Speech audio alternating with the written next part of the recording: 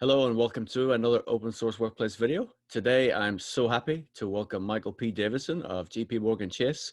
Michael, how are you doing, sir? Great to have you with Open Source Workplace today. I'm great, Steve, and it's great to be here. Thank you so much. Thank you so much. So you're obviously well known, Michael, for being the global head of corporate real estate at JP Morgan Chase. But one of the things I want to talk about first is one, how are you doing? How are you keeping? How's the family? Obviously, as we go through COVID and everything else we're seeing in the world, how are you doing? Well, Steve, I appreciate you starting that way. I'm terrific, considering what people are enduring all over the world in terms of their health, people dying, people who have lost their jobs, who don't have income, who have young children. So we're very fortunate. And I think there's one thing that I've learned over the last 4 to 5 months in quarantine is gratefulness, to be thankful for what we have and count our blessings. And so I don't take anything for granted. No, you're a good man. You're a good man. And obviously, we're going to put links in this video, Michael, to some of the articles and some of the content you've created during this time, which really speaks from the heart of what you feel and what you think through that. We're always going to touch a little bit in this interview. But I also wanted to start it with part of your website and some of the stories that you shared a couple of months ago before lockdown at a round table we both attended, and it was remarkable. It was fantastic. It was a real passion you have, and it was really. I actually want to ask the question, but I kind of want you to tell the story, so it kind of feels like you're introducing them properly, because I don't think I'll do yourself justice. So 2019, Michael, how would you summarize your 2019, and what was the key thing for you? Well, 2019, that was business as usual, I suppose, from a JP Morgan and from a historical perspective, in terms of, it seems so long ago, actually, relative to what we're facing today. So imagine that in 2019, working for JP Morgan Chase, who were having their best earnings ever in the history of the bank. And now what we're facing today in July of 2020. It's amazing how quickly the world changes. So professionally, it was terrific. We have a great team. I work for a great guy, David Arena, who is arguably one of the more talented, probably the most talented leader of real estate, and many other functions that I've seen in my career, and also a great humble spirit. Really terrific friend through the years. Personally speaking, as that's a transition, how we balance the work that we do, how we balance the stresses that we feel in life, we have vacation time. And I tend to like to design my vacation time in a certain way to make the most of it. And I tend to like to vacate big cities to try to go to far-flung corners of the world. So in 2019, actually in late 2018, I came up with a plan for 2019 whereby I wanted to go and spend time with some of the world's rarest or beloved bears. And I boiled that down to panda bears in China, in Sichuan province. And I'm certainly glad I was in China last year and not this year. Grizzly bears up in Alaska, and then polar bears in Canada. And so I went on 3 different adventures as part of my vacation design for 2019. And Steve, one thing that you learn when you do photography and you do it with wildlife, you're never guaranteed to see anything. And so, a film crew from National Geographic might go to a place for months and sit there waiting for something to happen. I don't have that luxury. I go for a week, and I hope that that week shows me the things I'm there to see. So there's a little bit of luck in there as well.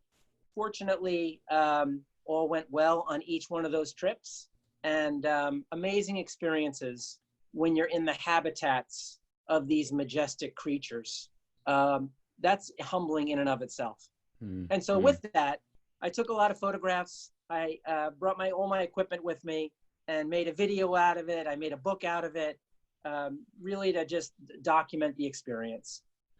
And it's wonderful. Last night I took the time to watch it again, all your videos, all your photos, and they're stunning, man. They're absolutely beautiful. And yes, I know you went to see the bears, but like things you had of eagles and the flowers, and it was just Yeah, truly remarkable, truly remarkable. It's fantastic.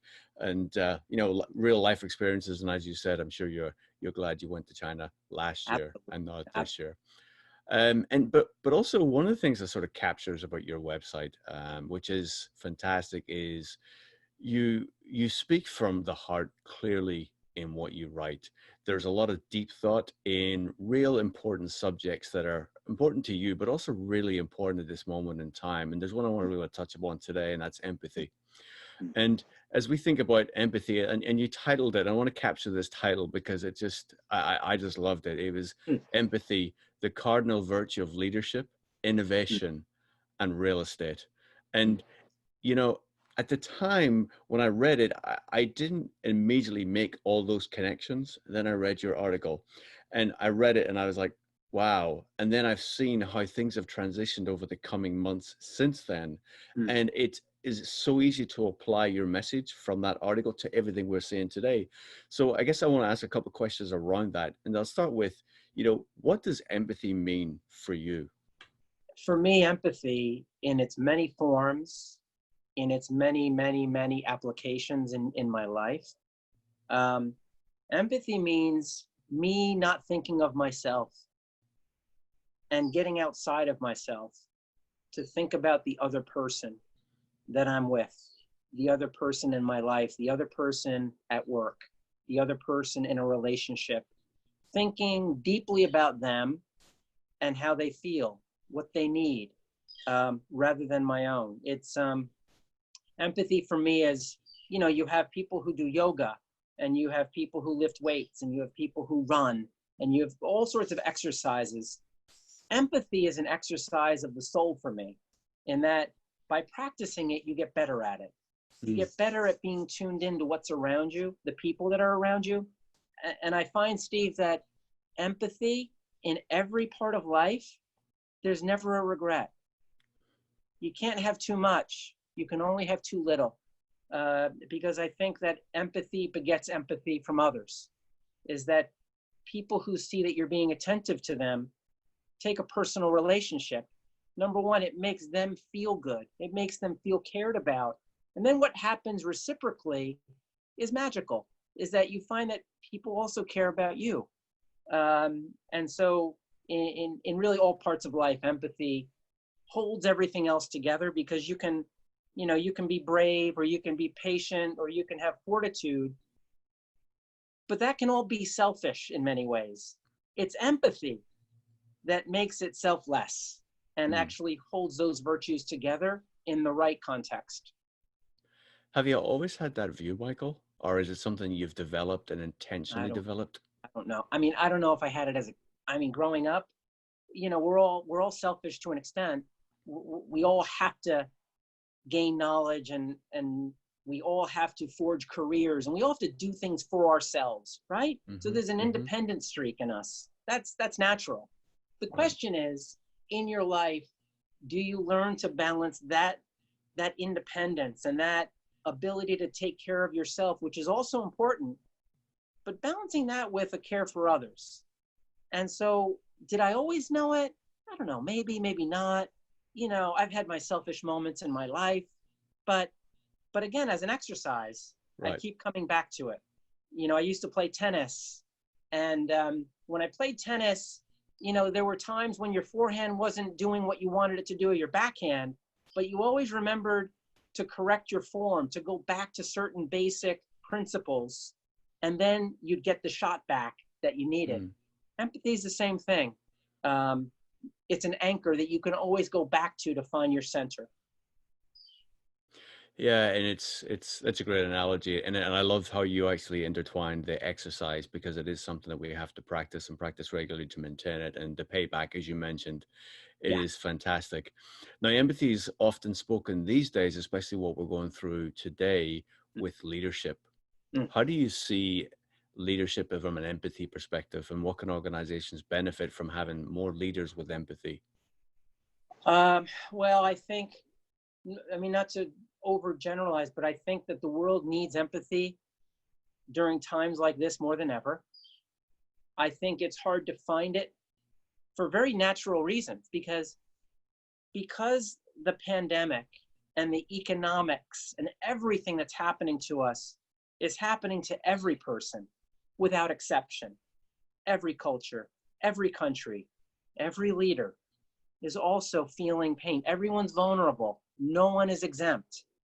So a leader that feels pain themselves and naturally has to care for themselves or their family or their livelihood, that's a challenge, because it's easy to slip back into a more selfish point of view and you lose your selfless point of view.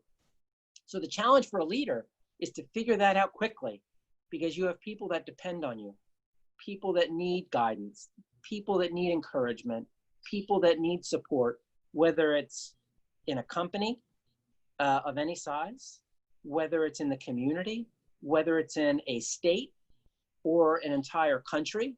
The sooner that leaders get themselves sorted out, so to speak, and focus on everyone, their constituents or their family, so to speak, I think that's the challenge today, is that that platform is very inconsistent. Very inconsistent? In what way? Across the world. Got it. Pick your leader and you'll see a bunch of different leaders of different countries and states and all sorts of entities, all in different places on that spectrum. Now, typically, let's take during the time of, let's take World War II. Well, one of the beauties of World War II, although it's a horrible thing, was that, you had the Allies all in agreement. All the leaders were anchored together, and that made it powerful. That brought the war to an end ultimately, and the good guys won. But right now, the problem we have is that leadership globally don't have that kind of alliance. And that inconsistency is dangerous. Yeah, and I don't want to make this a political conversation, but we could also say some things within our own borders is very different across various states, right? Pick your state. Yes, absolutely. Yep. Absolutely. Yeah. Now, obviously, we talked about leadership there, but would you apply the same lessons for employees? Because everything's a give and take, correct? Everything's a give and take. And I think, I don't think that empathy can be hierarchical in terms of leaders need to have it in their skill set, and there's no excuse for them not to have it. And frankly, it's really important, especially if you're in the service industry, which is also part of the article. Yeah. But I think empathy is not a hierarchical principle. It's a universal principle. It's a brother needs to have empathy for his younger sister. We need to have empathy for the family dog. Parents need to have empathy for each other and the challenges they face raising a family. We should have more empathy with regard to our elder population, many of whom are in nursing homes and having their own struggles right now. Pick your living being, so to speak, actually in the animal kingdom, and empathy has a role. And for folks who are evangelists of environmental causes, think of the grizzly bears in Alaska. Empathy for them in terms of their habitat, preserving their habitat.